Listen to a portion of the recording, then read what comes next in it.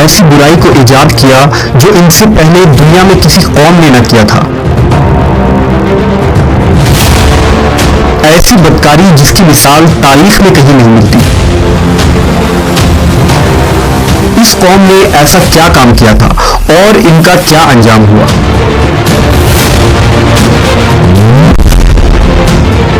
حضرت لوط علیہ السلام اللہ کے ایک برگزیدہ نبی تھے۔ آپ کے والد کا نام ہاران تھا جو تاریخ کے بیٹے تھے۔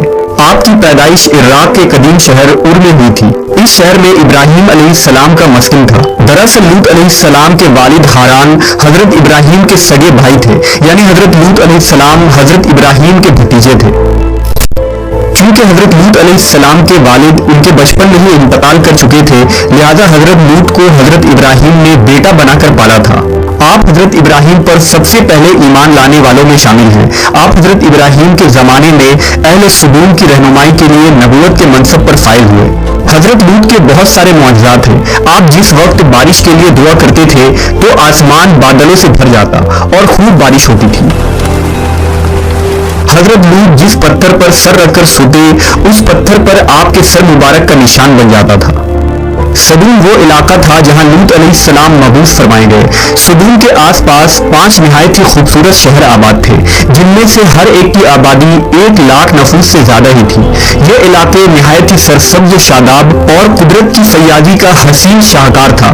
یہاں باغات کی کثرت تھی، لہلہاتی کھیتیاں یہاں کی ضروریات سے کہیں زیادہ تھی۔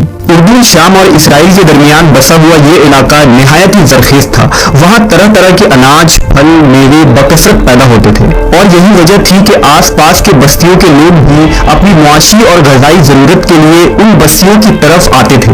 مگر یہ بات اہل سدوم کے لوگوں کو بالکل بھی پسند نہ تھی۔ ان کے خیال میں ان کی بستیوں میں پیدا ہونے والے پھلوں، اناجوں اور سبزیوں پر صرف ان کا ہی حق تھا۔ وہ نہیں چاہتے تھے کہ دوسری بستیوں کے لوگ ان کے علاقے میں آئیں۔ ایک دن سدوم کے لوگ اس بات پر غور و فکر کر رہے تھے کہ باہر سے آنے والے لوگوں کو یہاں آنے سے آخر کیسے روکا جائے، کہ ابلیس ایک بزرگ کی شکل میں ان کے محفل میں آیا اور کہا، اگر تم ان سے پیچھا چھڑانا چاہتے ہو تو میرے کہنے پر عمل کرو۔ اس اجنبی بزرگ کی بات لوگوں نے بہت توجہ سے سنی۔ ابلیس نے کہا، میں کل بتاؤں گا۔ دوسرے دن ابلیس ایک خوبصورت جوان لڑکے کی بھیس میں آیا اور انہیں اپنی عورتوں کے بجائے مردوں کے ساتھ فعل بد کرنا سکھایا۔ ابلیس نے کہا کہ اگر تم ان بستیوں کے لوگوں سے نجات چاہتے ہو جو تمہاری بستی میں آ جاتے ہیں تو ایسا کرو کہ جب بھی کوئی شخص تمہارے علاقے میں آئے تو تم لوگ زبردستی اس کے ساتھ اپنی خواہش پوری کرو۔ اس طرح یہ لوگ اس بستی میں آنا چھوڑ دیں گے۔ اپنی نفسانی خواہشات کے لیے مردوں سے بدفعلی اس قوم کا دستور بن گیا تھا۔ یہاں بے حیائی عام ہو گئی تھی۔ حکمراں، سردار، رؤسا، ہر طبقے میں گھر گھر یہ عمل پھیل گئی تھی۔ بھری محفل میں یہ لوگ اس فحاشی کے کام کو کر کے خوش ہوتے تھے۔ کوئی بھی محفل اس کام کے بغیر ادھوری سمجھی جاتی تھی۔ خاص کر مسافروں میں سے کوئی خوبصورت لڑکا ہوتا تو یہ لوگ اسے اپنا شکار بنا لیتے۔ تلمود میں لکھا ہے کہ اہل سدوم اپنی روزمرہ کی زندگی میں سخت ظالم، دھوکے باز اور بد معاملہ تھے۔ کوئی مسافر ان کے علاقے سے بخیریت نہ گزر سکتا تھا۔ کوئی غریب ان کی بستیوں سے روٹی کا ایک ٹکڑا نہ پا سکتا تھا۔ بارہا ایسا ہوتا تھا کہ باہر کا آدمی ان کے علاقے میں پہنچ کر فاقوں سے مر جاتا اور یہ اس کے کپڑے اتار کر اس کی لاش کو برہنہ دفن کر دیتے۔ اپنی وادی کو انہوں نے ایک باغ بنا رکھا تھا جس کا سلسلہ میلوں تک پھیلا ہوا تھا۔ اس باغ میں وہ انتہائی بے حیائی کے ساتھ اعلانیہ بدکاریاں کرتے تھے۔ حضرت لوط علیہ السلام نے انہیں توحید کی دعوت دی اور بدکاری کے اس گھنونے عمل سے توبہ کرنے کا حکم دیا۔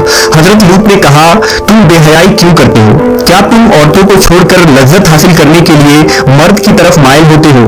حقیقت یہ ہے کہ تم احمق لوگ ہو۔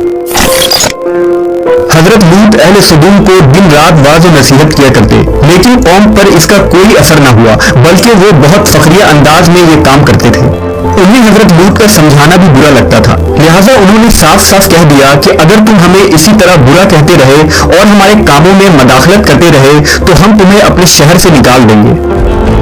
حضرت لوط نے نصیحت و تبلیغ کا سلسلہ جاری رکھا، لہذا ایک دن اہل سدوم نے خود ہی عذاب الہی کا مطالبہ کر دیا۔ اللہ تعالیٰ نے اب تک ان کے اس بدترین فحاشی اور بدکاری کے باوجود ڈھیل دے رکھی تھی، لیکن جب انہوں نے حضرت لوط سے ایک دن کہا کہ اگر تم سچے ہو تو ہم پر عذاب لے آؤ، لہذا ان پر عذاب الہی کا فیصلہ ہو گیا۔ اللہ نے اپنے خاص فرشتوں کو دنیا کی طرف روانہ کر دیا۔ یہ فرشتے دراصل حضرت جبرائیل، میکائیل اور اسرافیل علیہ السلام تھے۔ پھر یہ فرشتے حضرت لوط علیہ السلام کے گھر تشریف لے آئے۔ حضرت لوط نے جب ان خوبصورت نوعمر لڑکوں کو دیکھا تو سخت گھبراہٹ اور پریشانی میں مبتلا ہو گئے۔ انہیں یہ خطرہ محسوس ہوا کہ اگر ان کے قوم کے لوگوں نے انہیں دیکھ لیا تو نہ جانے وہ ان کے ساتھ کیا سلوک کریں گے۔ حضرت لوط کی بیوی کا نام وائلہ تھا، اس نے آپ پر ایمان نہ لایا تھا اور وہ دراصل منافقہ تھی، وہ کافروں کے ساتھ تھی، لہذا اس نے جا کر اہل سدوم کو یہ خبر دے دی کہ لوط کے گھر نوجوان لڑکے مہمان ٹھہرے ہوئے ہیں۔ یہ سن کر بستی والے دوڑتے ہوئے حضرت لوط کے گھر پہنچے۔ حضرت لوط نے کہا، اے قوم، یہ جو میری قوم کی لڑکیاں ہیں یہ تمہارے لیے جائز اور پاک ہیں، اللہ سے ڈرو اور مجھے میرے مہمانوں کے سامنے رسوا نہ کرو، کیا تم میں سے کوئی بھی شائستہ آدمی نہیں؟ حضرت لوط کی بات سن کر وہ لوگ بولے، تم بخوبی واقف ہو کہ ہمیں تمہاری بیٹیوں سے کوئی حاجت نہیں اور جو ہماری اصل چاہت ہے اس سے تم بخوبی واقف ہو۔ قوم لوط کے اس بے شرمانہ جواب سے اندازہ لگایا جا سکتا ہے کہ وہ فعل بد میں کس حد تک مبتلا ہو چکے تھے۔ جب حضرت لوط علیہ السلام کی قوم ان کے گھر کی طرف دوڑتی ہوئی آئی تو حضرت لوط نے گھر کے دروازے بند کر دیے اور ان نوجوانوں کو ایک کمرے میں چھپا دیا۔ اس بدکار لوگوں نے آپ کے گھر کا گھیراؤ کیا ہوا تھا اور ان میں سے کچھ گھر کے دیوار پر بھی چڑھنے کی کوشش کر رہے تھے۔ حضرت لوط اپنے مہمانوں کی عزت کے خیال سے بہت زیادہ گھبرائے ہوئے تھے۔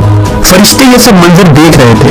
جب انہوں نے حضرت لوط علیہ السلام کی بے بسی اور پریشانی کا یہ عالم دیکھا تو حقیقت سے پردہ اٹھاتے ہوئے یوں فرمایا، اے لوط، ہم تمہارے رب کے بھیجے ہوئے فرشتے ہیں، یہ لوگ ہرگز تم تک نہیں پہنچ سکیں گے، ابھی کچھ رات باقی ہے تو اپنے گھر والوں کو لے کر چل دو اور تم میں سے کوئی شخص پیچھے مڑ کر نہ دیکھے۔ اہل سدوم حضرت لوط کے گھر کا دروازہ توڑنے پر بجٹ تھے، لہذا حضرت جبرائیل علیہ السلام نے گھر سے باہر نکل کر اپنے پر کا ایک کونا انہیں مارا، جس سے ان سب کی آنکھوں کے ڈھیلے باہر نکل آئے اور بصارت زائل ہو گئی۔ یہ خاص عذاب ان لوگوں کو پہنچا جو حضرت لوط کے پاس بدنیتی سے آئے تھے۔ حضرت لوط علیہ السلام حقیقت حال جان کر مطمئن ہو گئے اور اپنے گھر والوں کے ساتھ رات ہی کو نکل کھڑے ہوئے۔ بیوی بھی ان کے ساتھ تھی، لیکن کچھ دور جا کر وہ واپس اپنی قوم کی طرف پلٹ گئی اور قوم کے ساتھ جہنم رسید ہو گئی۔ صبح کا آغاز ہوا تو اللہ کے حکم سے حضرت جبرائیل نے بستی کو اپنے پر سے اکھاڑ دیا اور پھر اپنے بازو پر رکھ کر آسمان پر چڑھ گئے، یہاں تک کہ آسمان والوں نے بستی کے کتے کے بھونکنے اور مرغوں کے بولنے کی آوازیں سنی۔ پھر اس بستی کو زمین پر دے مارا، جس کے بعد ان پر پتھروں کی بارش ہوئی۔ ہر پتھر پر مرنے والوں کا نام لکھا ہوا تھا۔ جب یہ پتھر ان کو لگتے تو سر پاش پاش ہو جاتے۔ صبح سویرے شروع ہونے والا یہ عذاب اشراق تک پوری بستی کو نیست و نابود کر چکا تھا۔ قوم لوط کی ان خوبصورت بستیوں کو اللہ نے ایک انتہائی بدبودار اور سیاہ جھیل میں تبدیل کر دیا، جس کے پانی سے رہتی دنیا تک کوئی فائدہ نہیں اٹھایا جا سکتا۔ سمندر کے اس خاص حصے میں کوئی جاندار، مچھلی، میڈک وغیرہ زندہ نہیں رہ سکتے، اس لیے اسے ڈیڈ سی یعنی بحر مردار کہا جاتا ہے، جو اسرائیل اور اردن کے درمیان واقع ہے۔ ماہرین آثار نے 10 سالوں کی تحقیق و جستجو کے بعد اس تباہ شدہ شہر کو دریافت کیا تھا۔ تحقیقات سے پتہ چلا تھا کہ اس شہر میں زندگی بالکل ختم ہو چکی ہے۔ اس شہر کے راستے اور کھنڈرات کو دیکھ کر آرکیولوجسٹ نے یہ اندازہ لگایا کہ جب یہ شہر تباہ ہوا تو اس وقت لوگ روزمرہ کے معاملات کے کاموں میں مشغول تھے اور یہاں زندگی اچانک ختم ہو گئی تھی۔ اہل سدوم جنہیں پتھر بنا دیا گیا تھا، ان کے بت ابھی تک بحر مردار کے پاس موجود ہیں، جو تا قیامت لوگوں کے لیے ایک عبرت ہے۔ آج یورپی ممالک میں انسانی آزادی کے نام پر اس بدکاری کی اجازت دی جاتی ہے اور اس فحش عمل کو فخر سمجھا جاتا ہے، مگر حقیقت یہ ہے کہ ہم جنس پرستی بالکل فطرت کے خلاف ہے، جس سے انسانی معاشرہ تباہ و برباد ہو جاتا ہے۔ روایتوں کے مطابق ایک مرتبہ حضرت سلیمان علیہ السلام نے شیطان سے پوچھا کہ اللہ کے نزدیک سب سے بدترین عمل کیا ہے؟ ابلیس بولا، جب مرد مرد سے بدفعلی کرے اور عورت عورت سے خواہش پوری کرے۔ حضرت ابن عباس سے روایت ہے کہ رسول اللہ صلی اللہ علیہ وسلم نے فرمایا کہ اس شخص پر اللہ پاک کی لعنت ہو جو قوم لوط والا عمل کرے۔